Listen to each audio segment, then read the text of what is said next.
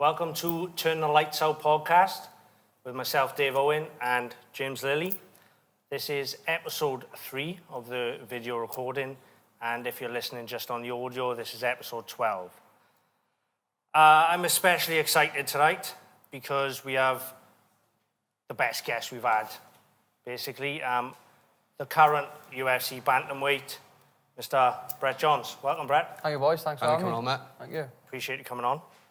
Like I said, quite exciting because we both big UFC fans, big mixed martial arts fans, and to have you on is a bit of a coup for us. So appreciate it, and just a chance for you to tell your story to anyone who haven't heard it before, and let Swansea and the surrounding areas know that they've got a bit of a star on their hands. Yeah, definitely. You know, I think a lot of people, like, I'm quite well known in Swansea, but I think that audience can definitely get bigger, like, you know what I mean? Yeah. So, I appreciate you having me on. Thank you. No problem at all. Let's start right at the very beginning then. For people who don't know, you come from a judo background, and I've seen on previous interviews and articles on you that you were hoping to go to the 2012 Olympics, is that right? Yeah, definitely. I think that's every judo player's dream, really, you know. My mother was a single parent growing up in Pont-de-Lice, you know. My real father left when I was about 4 years old, I think. And she was taking my older sister to judo. She wasn't too far away from my house at the time. Then she took me and my younger brother, like we were called the Craze of Pont-de-Lice, me and my brother. Like, we're a year and a half between us, we're not even twins, but we went to the local judo club. My mother met my stepfather then, Andrew Burt, who's been my judo coach since. And yeah, for years the goal was the 2012, you know. And obviously leading up to about, I think I hit about 15, 16, and then realised, look, that's an unrealistic goal, you know. I'm trying to be the best in Britain. I wasn't even the best in my gym, you know. I had a guy called Kyle Davis, who was like one of my best mates, you know, and a very high level judo player. So like I said, that was unrealistic. And then I wanted to cross over my sport that I thought I was good at to something that I could use it, you know, more. Yeah, adapt it. So yeah, it's not like a football player coming to 16 and deciding he wants to do boxing. It don't make sense, you know. But at least with me, it was like, right, okay, I want to do judo, and I think, I could cross over to MMA quite well, and that's where it all began. Have you always watched MMA and always had an interest in it, or? First event I watched was 84 UFC Silva. The main event, and that was BJ Penn versus Sean Shirk. Now, Sean Shirk's one of my favourite fighters. Short, stocky, 5'6" wrestler in the lightweight division, like a bowling ball. The guy was, and he was class. You know what I mean? I loved watching him, and I remember watching highlight videos before that fight, thinking this guy is the Don. Like, you know, he's the lightweight. He was the former lightweight champ, and then he went in the fight and got flying kneed by BJ Penn. So that kind of stopped me from. I stopped watching him a little bit after that. Like you said, you was judo, and then you decided to go to try your hand at MMA. You with Chris Reese Academy. Have you always been with Chris, and how did that relationship come about? Yeah, well, I've always been with Chris. Obviously, I started off with Chris originally to better my ground game for judo. You know, because obviously in judo you only get a couple of seconds on the floor, but if you're working with a choke, they'll let it go on. And most of my judo fights were I was losing by like subs and getting held down. So I went with Chris and obviously worked on that aspect. And obviously at the time I went and watched the guys doing MMA, and Dino Gutierrez, you know, a guy who was at my weight in Swansea. He's like the first guy who really did quite well in British mixed martial arts. You know, he fought the best guys out there. He fought guys like James Doolan, Greg Knapp, he fought all them guys, and I watched Dino train there and I fell in love, you know what I mean? I watched him train with loads of different guys. I remember one of my first ever MMA sessions was like Jordan James basically broke my nose, you know what I mean? My first ever MMA session. That was a hard spar, you know what I mean? There's me playing jiu-jitsu off my back thinking, oh, this is brilliant, and then a punch straight to the centre, whap. I soon realised that you couldn't do a lot of BJJ then. Yeah, you know that's Jordan all over, really. The guy's a bull, you know what I mean? He hasn't changed. No, he hasn't changed over the years, he hasn't, you know what I mean? He's from up your way as well, isn't he, Jordan? Yeah, he is, yeah, he's not too far away from us, and obviously Kyle, we were on about earlier, it's his cousin. Is it? Yeah. So that's what I know. And I usually go to watch the rallying with Jordan, you know, I go to Wales Rally GB with him and Kyle, and like we've always kind of known each other quite well, so obviously with him on the Budo card now, when he gets his rematch with Ali, you know, it's going to be, I'll be down in Swansea watching that one, definite, you know. Yeah, it's going to be a tasty one. Go back to with your relationship with Chris. from what I've seen in shows and obviously on social media, and you do a lot of cornering with the guys from your gym as well, you two seem to have a really, really close relationship. Seem to have grown more and more over the years. Yeah, definitely. I think it's important to have that sort of bond, you know. I think McGregor's got it with Kavanagh. Yeah. You know, there's a lot of different sort of top-level fighters who've got their good relationships with their coaches, you know. I feel like, obviously, everybody's different.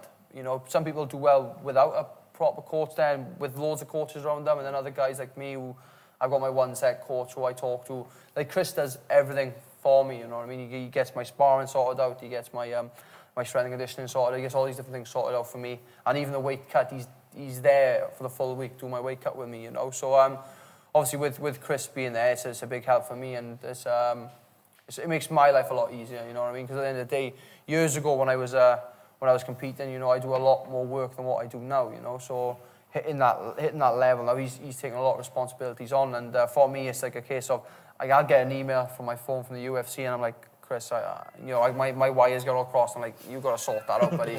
And he's like, right, send it to me, and he sorts it out. So yeah, my relationship with him has been brilliant over the years. It's been absolutely amazing. And like I said, you know, we were I say me and Chris, you know what I mean? I don't believe that I'd be where I am without Chris, you know. So it's like, well, me and Chris won our first world title with Cage Warriors. Then we managed to we were like the first Welsh guys to fight out in the States and fight for we were the first Welsh guys to fight out in the States and fight for a world title. We weren't the first Welsh guys to fight in the States, but we were the first to go out there and fight for a title. Yeah. So that was another thing ticked off my list. For me, I think a lot of fighters, their dreams is to go, I'm going to fight in the UFC, that's what I'm going to do. For me, it wasn't like that. The first thing I wanted to do was win a belt. I just wanted to win a belt. I thought having a belt was class, you know. I think there's no better feeling than having a belt. I won that first belt in Penland Social Club in Swansea. I had an absolute tune-in for 3 rounds, but won the belt.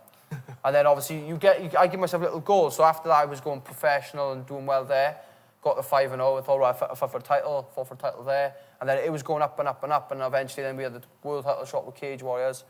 I kind of bitten off a bit more of my chew on that night. You know, I had a bit of a pace in that night as well.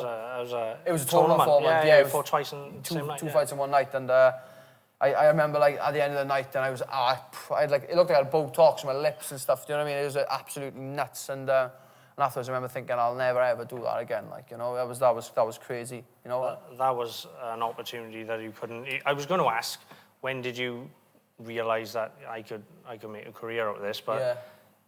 In that Cage Warriors scenario, it's a chance you can't turn down. No, that was when, you know, I thought, like, I fought McAllister, who was James McAllister, a really good guy from Dinky Ninjas in Scotland. There's an amazing team up there. And he came down 7-1, you know, good record. I think I was like 5-0 or 6-0 at the time. And I remember having this chance and I thought, this kid's good. I was watching his videos and he fought Steve McComb, guy from Northern Ireland, footlock specialist, you know what I mean? He's the type of guy running a fight, fall on his back and try and footlock you. And he absolutely obliterated him, split him open. It was a horrific fight to watch. Do you know, as a fighter, and you watch, you think, right, what's this guy like, his videos? And you turn on it, and he's him absolutely batting another guy, and you're thinking, right, that's not good for my confidence, you know? Yeah. And McAllister was like that, but, you know, in the fight, he happened to have Paul McVeigh in the corner, who was the first Cage Warriors bantamweight champion. So, and he was the only one at that time. So I remember the second round looking over, and Paul kind of looked at me and gave me a look just to say, like, oh, look, McAllister, kind of done you know what I mean? He was really gassed out. So second we went and we managed to get the knockout stoppage in the second round. And then that's when they said, look, how would you fancy fighting for a title?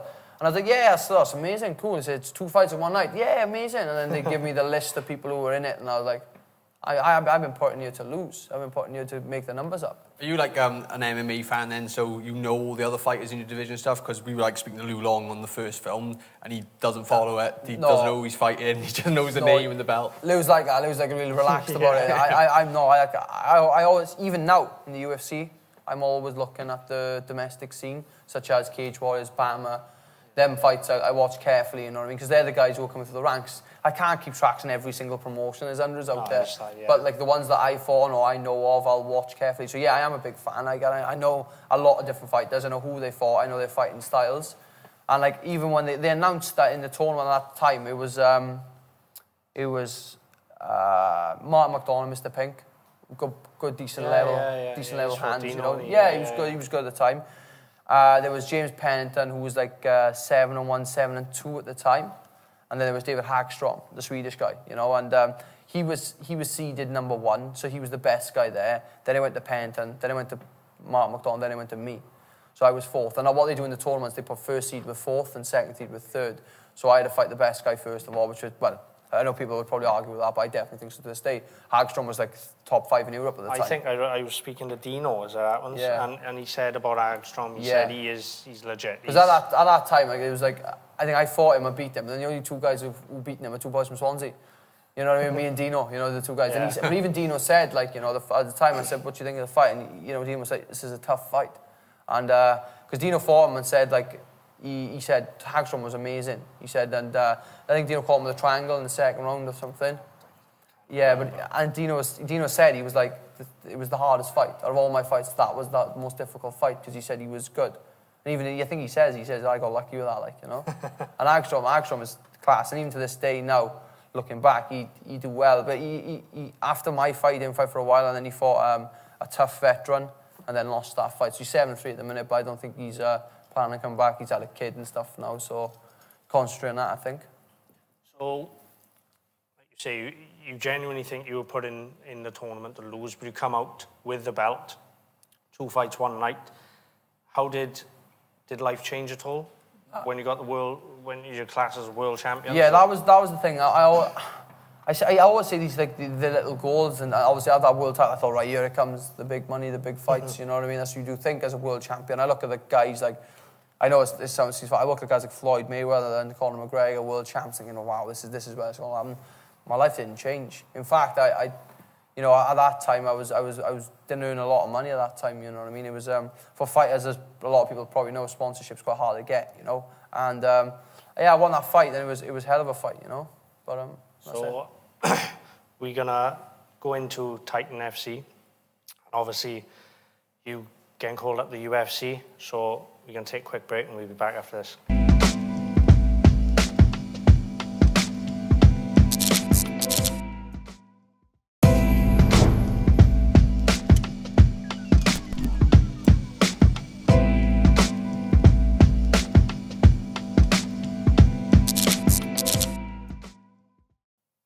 I'm back to part 2, guys. Brett, so won your world title, Cage Warriors. First defence, hometown Swansea. What was that like? I was absolutely buzzing, you know what I mean? Fighting in Cardiff was amazing, but it's my hometown. Swansea is my home. And Cage Warriors come down. Originally I was meant to fight in Newcastle, believe it or not, but I pulled out, and actually David Round caused that, actually, believe it or not. He jumped my back in a seminar, and I twisted my knee badly. You know, there's guys like 80-odd kilos over another guy, like, and after I pulled out that fight, and then it was scheduled for Swansea, first one Swansea'd seen, and it was amazing. Like, I sold a lot of tickets for that fight, and prep went absolutely amazing. Leading up to the fight, I was in the best shape of my life. It was the lightest I've ever been before a fight. I was walking like 68 kilos, which is really good for me. And obviously the weigh-ins did not go to plan at all. Like, and it was generally just because of my lack of knowledge with the weight cut at that time. That's what I was going to say. What was it? Because it was only, I say only 2 pounds, but when you're at that level, those 2 pounds are a killer. Oh, they are, yeah. You know, it's usually the last couple of pounds when you lose the killers anyway. You know what I mean? But that was a tough pill to swallow. I'd fought twice in one night, beating the best guys in Europe.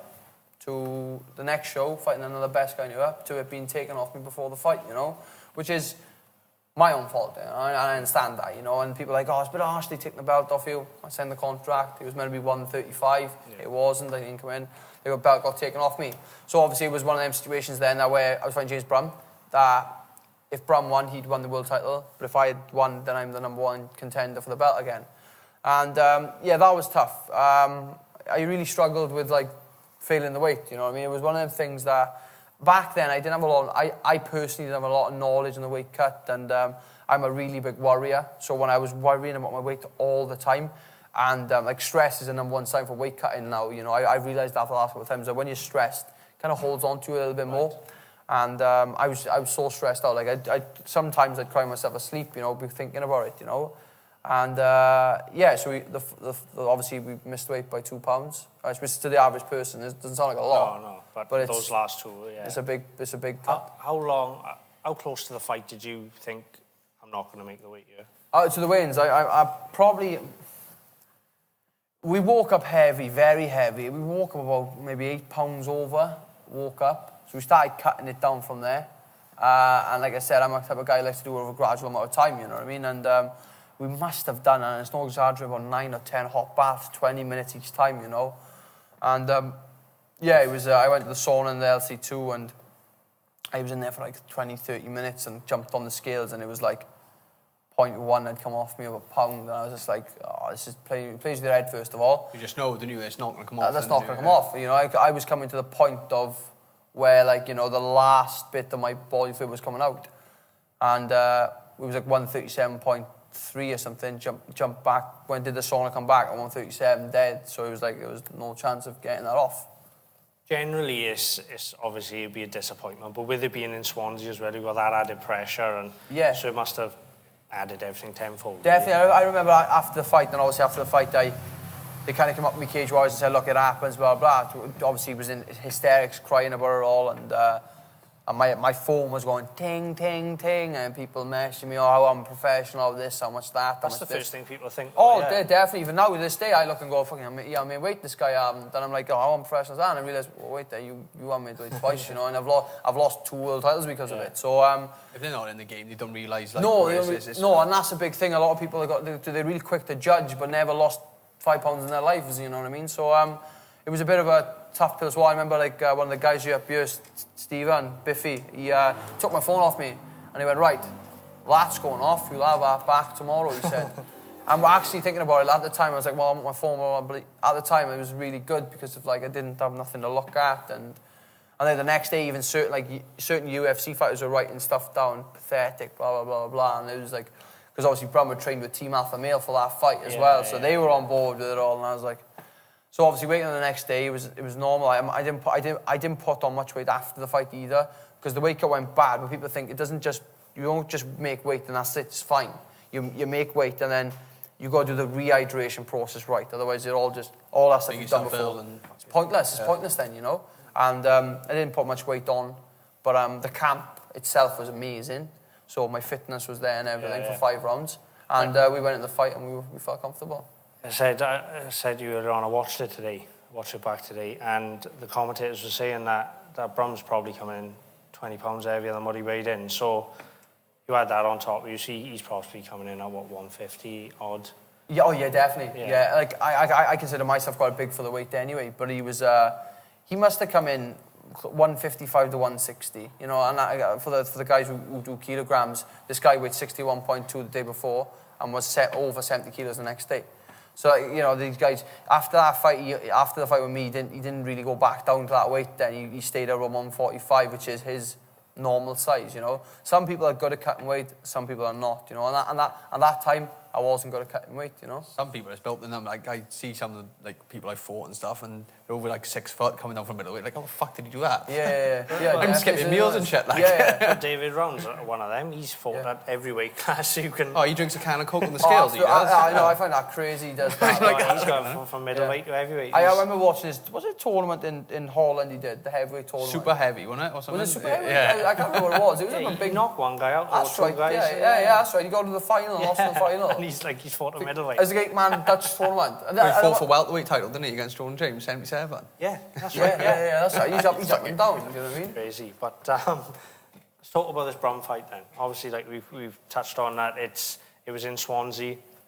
The weigh-in didn't go great, but there was a bit of animosity between you beforehand. Yeah? There was. I was in the tournament, going back to the tournament, there was obviously 4 guys.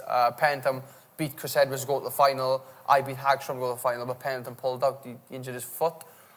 And he's from Gym 01, the same gym as Brum. So I fought Jordan Desborough, a guy from SPG Manchester, who was a really good guy, give me a tough fight. Beat him. And I think Pennington must have thought, or Gym 01 must have thought, look, you know, he was going to Pennington first, then it'd be Brum, but it didn't. I think they gave me the option, or Chris might have just chosen one, I don't know. But we chose Brum. He was 8-0 with Cage Warriors. We thought he's the only guy with that sort of record at that time. And we thought, it was one of them fights where we thought, you know what? No, let's give the best guy out there the shot. And it was Brum.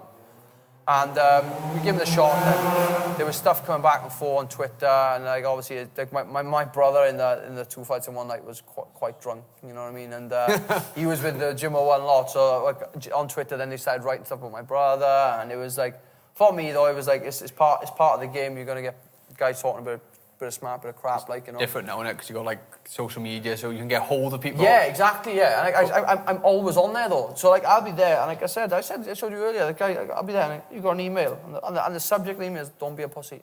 And I'm like, oh God, you're so turning off sometimes, you know. Thanks, mate. Yeah, thanks. Big fan, man. Some people take it to heart, though, don't they? Like some people are like, oh, this guy's saying him shit. Like I love fucking people that banter me, and I can like live off it all day. I read like the worst stuff in the world and just be like, yeah, fuck you and whatever. But like some people get something, and yeah, definitely, yeah. And I think at that time, I've had a lot of abuse before then, after then, but at that time, I don't know why it just caught hold of me. I wasn't like emotionally involved with it all, but it kind of annoyed me. I was going on Twitter, and in the end, I would like go open my phone up, and I in my like little thing, I got like Facebook, Instagram, Twitter, and I got like Snapchat, whatever. And I'd always ignore that Twitter sign because I was like, well, that's the one that causes me a lot of grief. So I'd stop going on there, you know what I mean? I didn't want that to happen, but it did. But that's why it kind of annoyed me before that fight. Then his strength and conditioning coach was having a pop as well, and I was thinking, that guy was a douche anyway, you know what I mean? I remember watching the fight back a couple of days after it happened and thinking, why have you a strength and conditioning coach in the corner of your fight with you? It's like you squats doing the run, you know what I mean? Yeah. It's unreal, like, you know. And you know, after the fight, obviously, it was sweet after the fight to see the strength and conditioning coach's face. Anyway. For those who don't know, you beat Brum dominant 5 rounds, took him down time after time after time, and although, in all fairness to him, he used the cage well to get up. Yeah.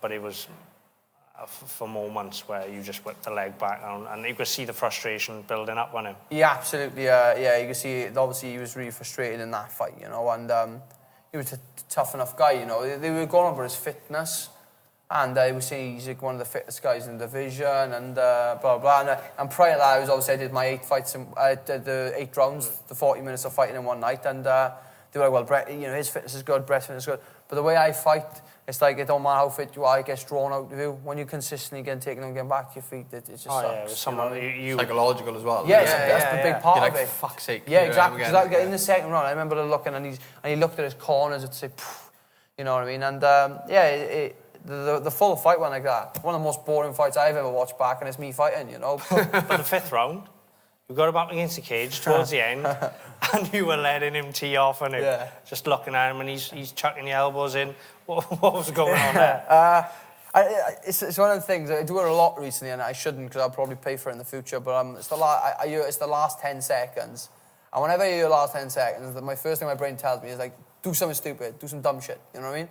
And at that time, it was like a single leg against the cage, and I remember being like, I remember thinking, there's 10 seconds left. So I literally lifted his leg up and looked at him, and the guy's looking at me, and he starts hitting me and realizes, okay, that's not hurting him. So he starts going elbows, and literally puts his hand and he elbows me, and I just kind of like, not so much headbutt his elbow, but stick, up the point then.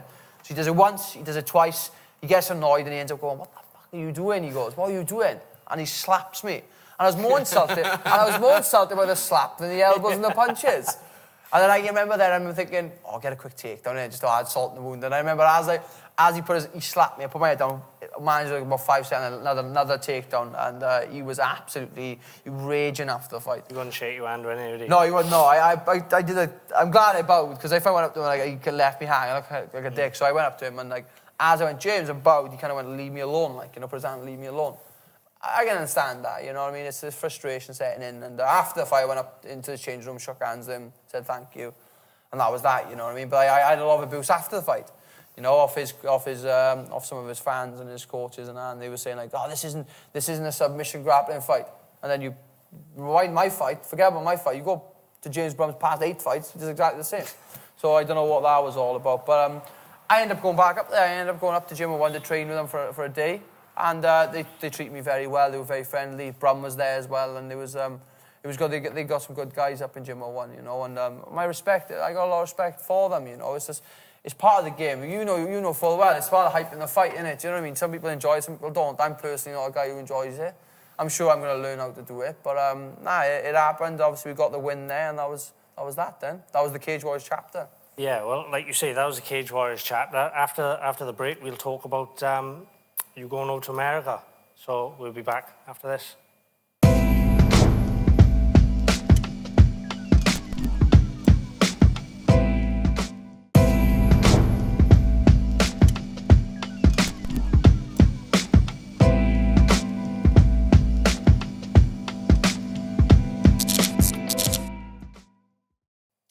Welcome back to part 3, guys. So we discussed your Cage Warriors world title. That's top of the tree in Europe. But then after that, you went over to the US and fought on Titan FC, which is one of the major promotions other than like UFC and Bellator out there. And straight in the deep end against Watson. Fucking battleship. Yeah. It's, not the norm. On a, what was it, military navy ship? Or we weighed in on the military, the USS Alabama, then fought in like some aircraft hangar, which is I find that nuts, really. You know, you're in America and you go, because they're massive with the military out there, you know, huge. Yeah. And like when they said the fight, they were like, we fight in the States. And I'm thinking, wow, where are we fighting? We fighting in Vegas, fighting in New York, and they're like, Mobile, Alabama. What's in Alabama? You know what I mean? But no, it was we weighed in the USS Alabama, which was something it was hard to take at the time because I was so bad, like I was so like thin and so like dehydrated. I didn't take much of it in. But obviously the photos, I look back and I think like they look quite cool, you know, with the ship there. And I don't think any other promotion has done anything like that, you know. I've seen, like, I've looked through, like, MMA photos. I haven't seen anything like that before. Yeah, no, the battleship, you know what I mean? And it was cool. Obviously, because they had to, like, shuttle us back and forth, and I got there, and I was, like, 1.8 over I was when I got there. And they were like, right, you need to go back to the sauna. So I got there, weighed in escalator, pointed over, I went back to the sauna, and I'll go into some detail with this one, some graphic detail, but like, I was in the sauna that day for ages. I must have done about an hour and a half of pure sauna time. You know, I must have spent an hour and a half in the sauna. And it was coming off slowly. So I hit about 135 point something. I knew I got this. As soon as I hit that 135, I knew I was getting there. And I remember we went back, and I remember sitting there. We were in the sauna for about 2 minutes. And then I realised I don't usually need a pee at the last moments of the weight cut. And next minute, it's as if my bladder was just holding on to something, and I basically pissed in the sauna. Do you know what I mean? I remember just pissing like that, and like there's a random guy there who was just in the sauna for his like health and well-being. And I'm basically pissing my pants here, and like I look, and I'm just about to tell Chris, look, Chris, I've peed, and I look over, and he goes, you could have done that a little earlier, couldn't you? You know. So we got back to the ship, and I was like 0.2 over, and then I dropped my drawers, and I was on weight then, you know what I mean? And I remember being dehydrated, breath, you know what I mean, just there, standing there naked on the USS Alabama. Probably the happiest I'd been because I made weight.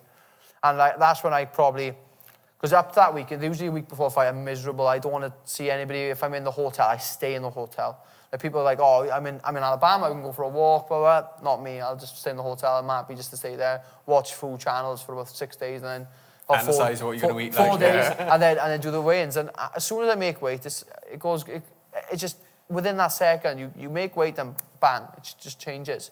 And I looked around the room and saw the fighters there, and it was like Desmond Green, there was Kurt Hulabar, there was Pat Healy, there was Stefan Struve wasn't fighting, but he was there, and there was loads of these different fighters. I'm thinking, wow, this is amazing. You know, these are guys I've watched on TV.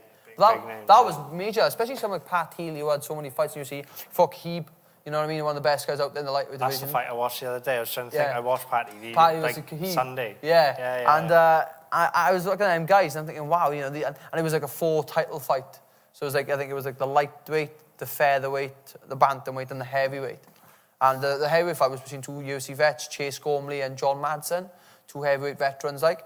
And I made weight. I ended up taking the city in and everything around it, the fight, and happiest I've ever been. After the weigh-ins, you know what I mean? And like you said, we ended up getting to this like aircraft hangar where they had the event, and I walked in. It was like a greenhouse. You know, it's hot now here in the UK, but it was like a greenhouse out there. You know what I mean? And especially because it's in the south bit of like America, and it was roasting. What he was saying then, I was just thinking, when someone says, do you want to come and fight in the US? You're thinking, oh, brilliant, like you say, Vegas and all that. Yeah. Next thing, you're bollock naked on a battleship. On a battleship in Alabama. I haven't eaten for 2 days. Yeah, I haven't eaten for 2 days. Pissed off. Yeah. And I just pissed yourself in the sauna. I just standing there like thinking, God, yeah, I've made it. I'm in Alabama. Yeah. But like you say, it was 4 title fights. Yours was one of them against Watson, who, you know, is probably, like, you'll admit, at the time was the best guy you'd fought. By far, definitely. Yeah. UFC vet for starters. Yeah. Never fought a UFC veteran before that. You know what I mean? And not that I'm a nervous guy anyway, you know. I'll be like, you tell me any fight, I'll go, I'll fight him, no problem. And then when the contract signs, I go, oh. Like a kid in Christmas, he asks for a piano, and then he gets his piano, and he's like, oh, crap, I got to play the piano now. You know what I mean? Yeah. And with Watson, it was like that. And I was thinking he'd fought in the UFC. He'd stopped Hector Sandoval, I think his name was. He'd fought Mitch Gagnon. He'd fought a couple of good guys, Yves Jabon. He fought TJ Dillashaw. And that was, like, at the time as well, TJ was like champ. And I was like, oh, wow, this is quite, you know what I mean? This is going to be a tough fight. And ironically, it just wasn't. You know what I mean? It was a good fight. He was definitely a worthy opponent. But in the first round, I kind of take my time and really good jits. He had really good jiu-jitsu, like, you know what I mean? And he trains with 10th Planet, Eddie Bravo. Oh, yeah. One of the best guys in the game, really, you know what I mean? And he come in and he started off on the feet, because I knew my stand-up's not the best out there. And like I looked at his and I didn't think his was. I think we were quite level par. So he was on the feet a little bit, and then I managed to get him to the floor. And he caught Gutierrez, a guy called Anthony Gutierrez, in like a double armbar thing. And I remember watching back thinking, well, that's not going to work with me. And I took him down straight away, and he started doing it, and I was like, I'm stuck. And he's more or less got it. And I remember Chris screaming, do I take your time, push your shoulders back through? And I remember being in this position thinking, there's me for the last 6 months saying that's not going to work. And he's just about to do it. But I managed to drive my shoulders back and get on top, and then with about 20 seconds left to go, I caught him with an elbow and thought, wow, that was easy. I did another one, and I thought, that was easier. And then I remember just thinking, right, just go nuts. And I threw it must have been about 10 elbows in like 15 seconds. I just threw them. And I caught him with a couple of big shots and split him open. And the bell went. I was looking back in the corner, and he was stumbling into his corner. So I knew I'd won the first round quite comfortably. You could see he was tough, though. You know, he hit him with some big shots there, and he didn't budge, you know what I mean? But you could see he went to his corner, and he was a little bit kind of dizzy and stuff, and you could see him stumbling back and forth. And then I remember looking at his corner, and I looked at one person, and his mouth's not moving. And then I looked at the next person in his corner, and his mouth's not moving. And there's a woman called Liz Carmouche, who was the first ever woman to fight Ronda Rousey for a UFC title. She was in the corner, and she wouldn't say nothing. So it was just silent. Like, even the commentators were saying, like, it's silent over there. And I remember hearing that from in my corner, hearing Faraz Zahabi, GSP's coach, going, that's silent in that corner. And I knew that was it then. I knew I walked in the second round, did the same thing again, managed to beat him up, and then eventually he was just sick of taking the shot. So he gave his back up, managed to take his back, but as I took his back, he stood up. So I was like a rucksack on him, just hanging on his back. And I managed to sink the choke in, and he tapped out. So I think on the forums they were saying like Brett to win by decision was quite a high, and YL to win by submission was quite high. So it was nice to get that sub. I'm not known for knocking people clean out. I'm just known for taking people's decisions. And it was nice. It was nice to get that second round in, but it was one of them weird fights, because when I'm in a fight, I enjoy a good tear up. I enjoy a good fight. But I remember winning that fight in the second round. I went back to the aircraft hangar canteen, and I sat there, and me and Chris, and I sat there, put my belt in front of me, and it just wasn't that same feeling. I felt like I didn't have a fight, and that's what I signed up for, to have a fight, you know? So you'd rather a 5-round tear-up than... This is what I'm talking about. Yeah, he's exactly the same. Yeah. He wants this war yeah, before he retires. I don't mean like, it doesn't have to be a stand-up war either. I just want to, you know what I mean? It could be a bit of everything. It could be, you know, a perfect example of a fight I'd love to be in was the Korean Zombie versus Leonid Garcia in WEC. It was like a bar fight. They were throwing stuff from their hips. And I remember looking at a photo after the fight, and they were both arm in arm like that after the fight. The Korean Zombie lost that night, and they both got broken arms, and they both busted up. And I'm thinking, that's what I wanted to be involved in. That's exactly how I feel. That's it is. I want to be on that where it's just the edge, where you're like, fucking hell, this is like life on the line type shit. That's what I want to think about. Like. And I always think like the Ivan Drago and the Rocky film. You know, I think I want one of them ones. You know what I mean? But like I said, for me, I'm not like I don't consider myself a high level striker. I'm not. You know, I'm more of a wrestler. But like I end up putting myself in situations where I like them situations. People be thinking, what are you doing? Like watching it back. But I'm like, that makes me feel good. You know, that's a bit of excitement. That's probably why you got like fans as well. I know some like MMA fighters, they play it safe and just go to their strengths. Yeah. Whereas if you do something different and people, it's more entertaining then, isn't it? I did a lot of that though. I did a lot of that growing up. Do you know what you're saying about just getting the decisions, just getting the wins? I did a lot of that, and to the last couple of fights, that's when I've kind of just gone, you know what? No, let's just enjoy the fight for what it is. And the Watson fight was nice to get that sub because everybody was like, I remember I was getting the good tweets then, like people going like, oh, amazing sub, unbelievable sub. And I remember some guy putting something on YouTube like, oh, this is the best sub I've seen. And all that's an over-exaggeration to like some people, like it's not the best sub I've ever seen, but it was nice for that guy to say that, you know what I mean? And it was nice, I'd done something good. It's nice to have them, like I said, them 5-round wars, and then it's nice to get them early stoppages. You know, I don't get paid for overtime. You know? But again, we'll go back. You come from the high of beating Watson for the title. Then you fight Gutierrez next. Same story there. Yeah, and the weight's an issue again. But I think I've read or I've watched a video where you were ill on that. Is that right? Yeah, it was. Yeah, well, I caught a bug prior to that one. But like I said, you know, nobody cares. I know that's the way it is. You know, people say you still feel weird. Don't matter how ill you are. Like I said, it's the people who don't do it. They'll see it come up when they Brett Johns and be like, oh, he's fucking missed weight again. He's done it again. You know what I mean? And that was another one. And I remember watching. I think it was Carthal Pendred, who was an Irish MMA fighter. He said, "Oh, look, he's that. You know, how unprofessional." Blah blah blah.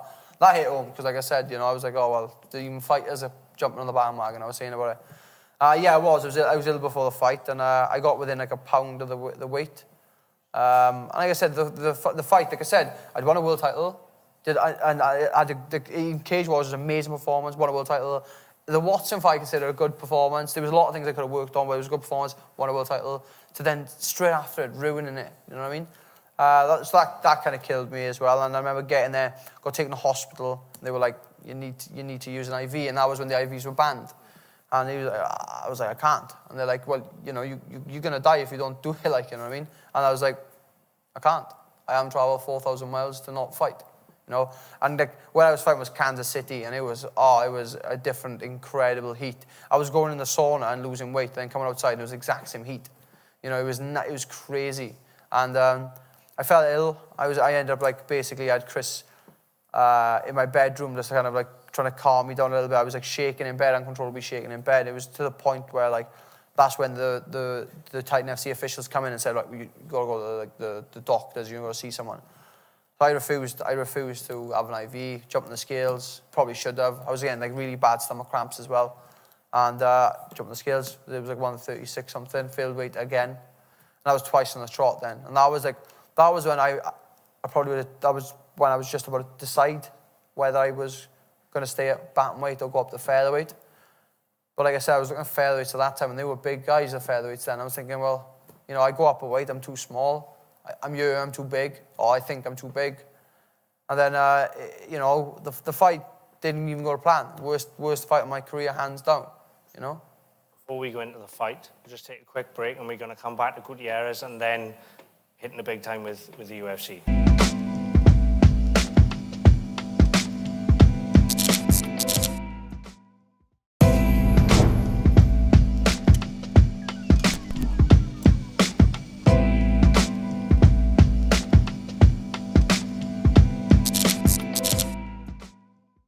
Welcome back, guys. So we were just touching on your defence of the Titan. You said you missed weight, but the fight went ahead. It was against Gutierrez. Yeah. First time? Yeah, first time.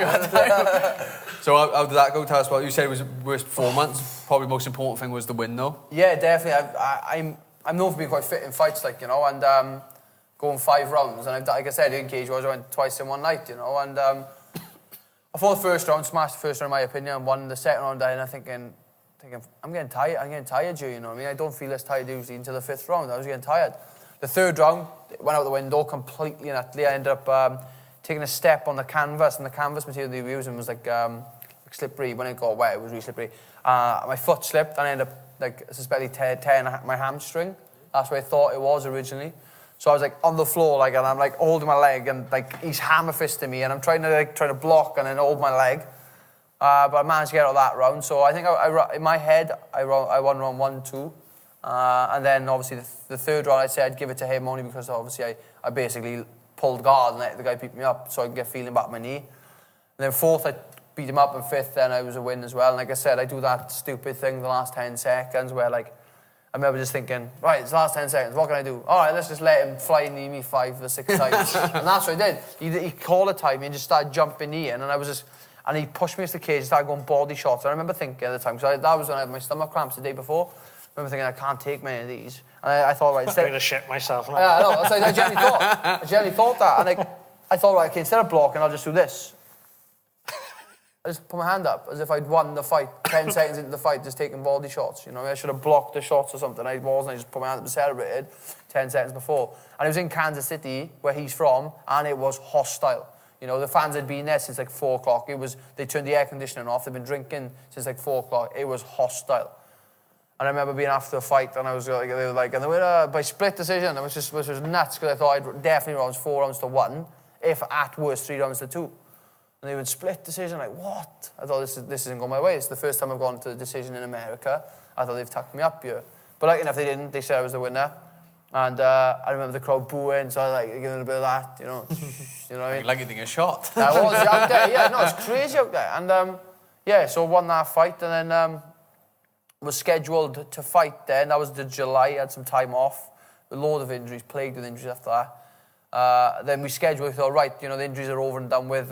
We fight Ricky Simone's in March, which was in Oregon.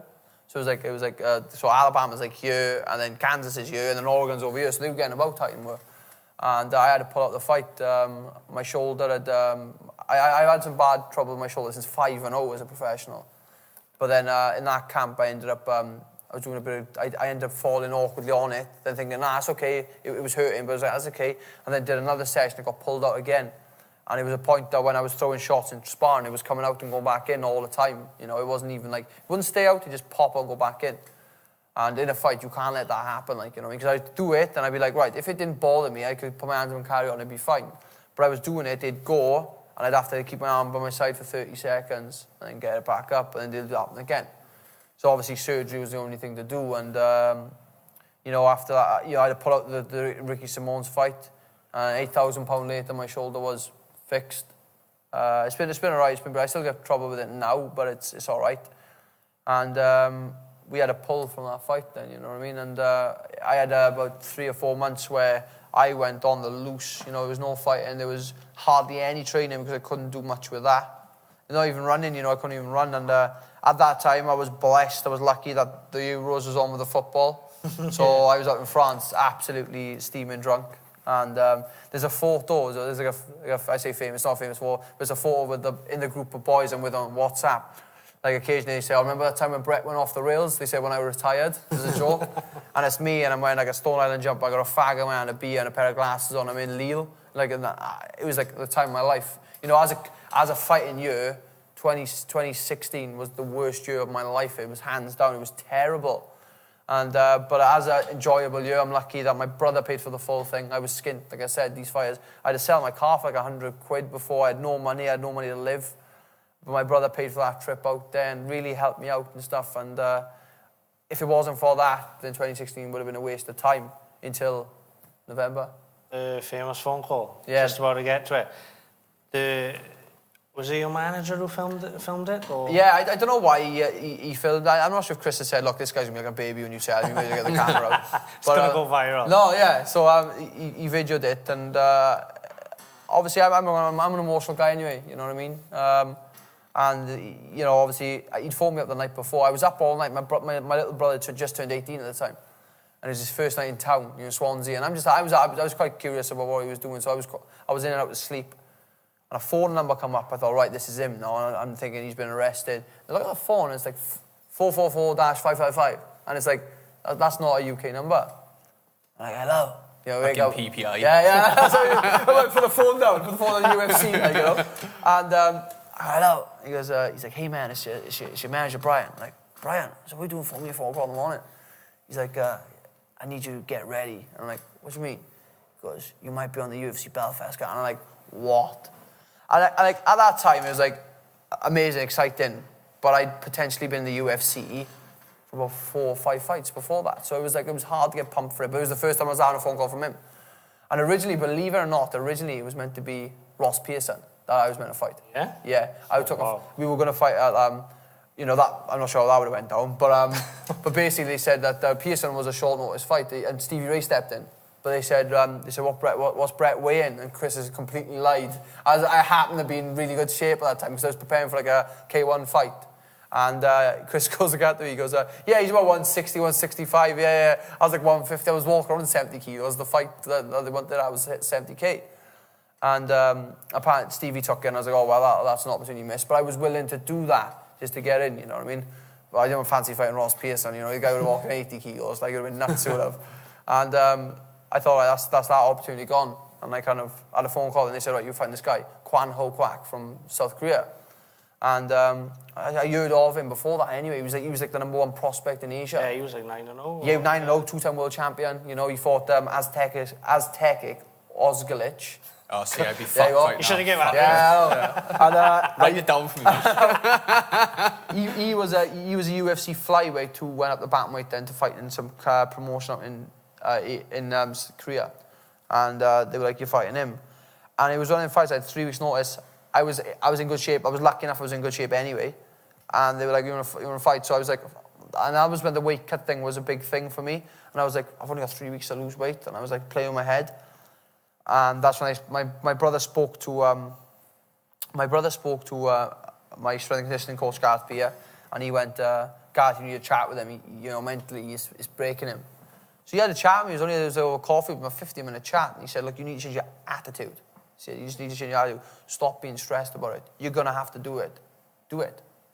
And I remember thinking, I don't know what it was, like a switch in my head. And I went, you know what? Yeah, it's right. I'm going to do it. It's my UFC debut. I'm going to make weight. I'm going to have to make weight. It wasn't at 135 for starters because it wasn't a title fight. It was just a normal bout in the UFC. So I had the pound allowance. And I thought, no, I'll do it. And it just turned out to be one of the easiest weight cuts I've ever done. And it was, and it generally was. You know, I got to, usually I used to wake up with 5 pounds to go. Now I wake up with 1 or 2 pounds to go. 2 pounds the most. And I got my little plan now that I follow my plan to the fight, and it's brilliant, you know. And so obviously Belfast, that whole week I was in my hotel room, as I do all the time. I was doing occasional sessions, and I was in the best shape of my life. Made weight, 136 on the dot. And that was when it was like, right, now I can take the experience in. Because up to that point, you can't. I'm passing UFC fighters all the time. You know, a guy I really like, I got a good relationship, Brad Pickett. I saw him in Belfast. I saw UFC for Ian McCall was meant to be on the card. There was loads of fighters there. There was Paul Felder who was on the card. There was loads of good fighters there.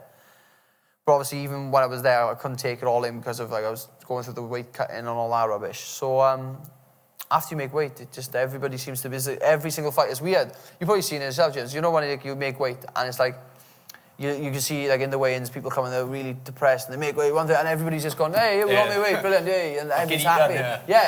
And obviously went to Nando's, and it's obviously full of cauliflower ears and UFC t-shirts.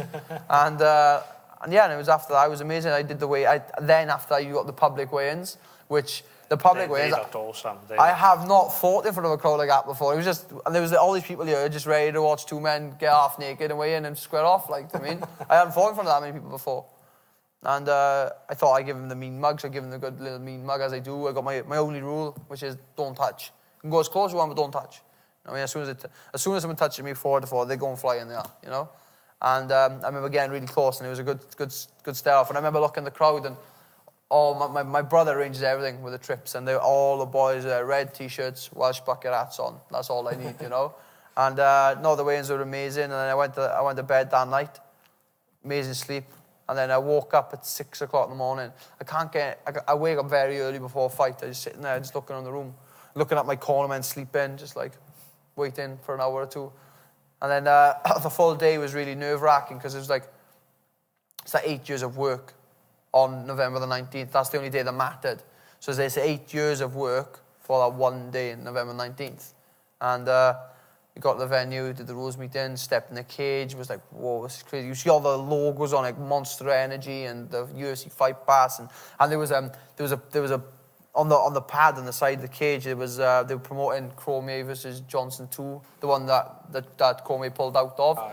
So it was really crazy. It's a surreal feeling, and I remember walking back to the change room, and I had my stuff on, looking down, and I saw my UFC kit on. I thought, this is it. There's no higher than this. You can't go higher than this.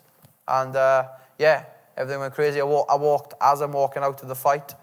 I usually scream some stuff for the fight, like my time, and this one was let's go for some strange reason. I was going, let's go, screaming, let's go.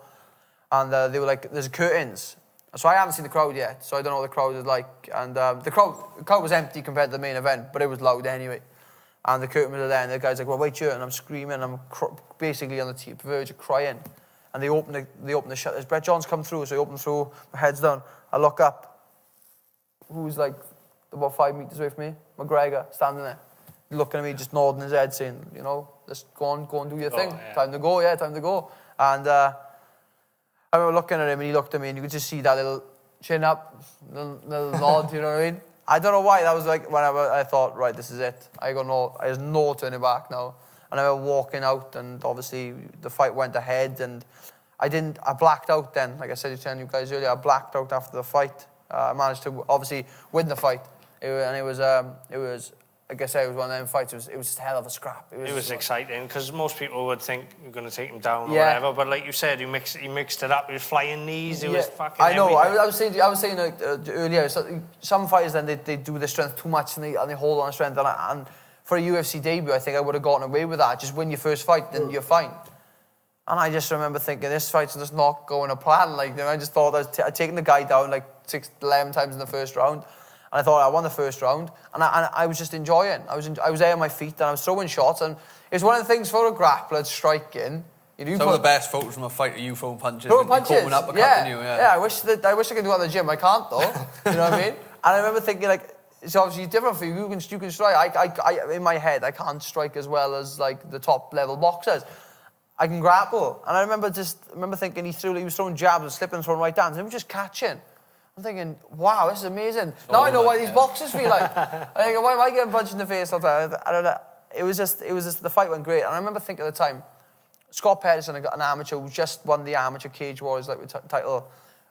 Yeah, he's a good guy, youngster, amateur guy. I train with some Sharks and Chris's, you know, really good guys. They're not like, they're really good, but they're quietly good, and nobody's like heard of them yet. And I remember playing about with a few flying knees, and like at the time, it was like I remember Scott looking at me and going, that'll work, that will. I'm like, yeah, maybe, yes, I'll try her out. But everybody in the gym takes the mickey because I'm like a bit of a boring fighter, you know what I mean? And I remember thinking, in the fight, it was like second round, my head just, in that fight, it just went, well, you got nothing to lose. You've won this fight so far, give it a go. And he fell for it. I just changed levels, looked down to the floor, he went to defend a takedown, I just jumped up and threw it. And it landed peach, more or less. Even after the fight, there was no injuries at all, other than a massive bruise on my knee. Imprint of his face. And that was his chin. His chin imprint. And he come out in the third round, you know, obviously his cornerman must have told him, look, you know, you lost the first two, you need to win the third. And that's generally what happened. He come out and managed to get the early takedown in the third. I beat him up a lot in the third round. And 10 seconds left to go, he was just teeing off, and it was like, I was just kind of trying to hold on. And then I remember like the ref, it was like over. And I remember just falling on top of him, like saying thank you. And then the vote come in then, he was like a 30-27, you know. I broke a UFC record my first fight, and it was arguably the fight of the night. And it was just, and then after that, you know, it was just had the time of my life, really. Right, before we wrap it up, brilliant so far for people to get to know the ins and outs of what it's like in the UFC. But we'll quickly touch your fight in July 16th against Mitch Gagnon, who is top draw fighter. He's been in with Barrow.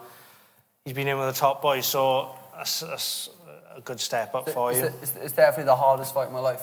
The guy, like I said, when he fought Renan Barrow was a former UFC bantamweight champion. Mitch was 14th in the world. It's a big scalp, and it was a big test. And when they give the name to me, it was like, okay, this is one of them fights. I've asked to have white shorts, and the reason why I've asked to have white shorts is because I know this one there'll be a lot of blood in this fight. You know, Sick bastard. I'm certain of it. You know what I mean? But it's one of the things that I'm looking forward to going in there. But it's gonna be good. It's gonna be good. Right, that's July the 16th in Glasgow. Have you got any shout-outs to anybody you want to... Yeah, I got a few, obviously, my training gyms, like Christmas Academy, Dragon School of Combat, the Edge Menswear in Port Talbot for my clothing, The Support 81 guys, obviously, they're behind me a lot. A couple of them out in Belfast watching the fight as well, so Support 81 guys. And Booster Fight Gear were behind me as well. And and Tanabe as well. Tanabe's another big one as well. And they've been great over the years. They've really helped me out. So it's a big thank you to them guys, and thanks for having me on. Awesome. No, thank you for coming on. There you go, mate. July. Start a tradition. You get you to sign this. Lou Long, you're right, I will be at the gym to get you to sign it. Sign it wherever you want, mate. Sign wherever you want, mate. I'll go with you now.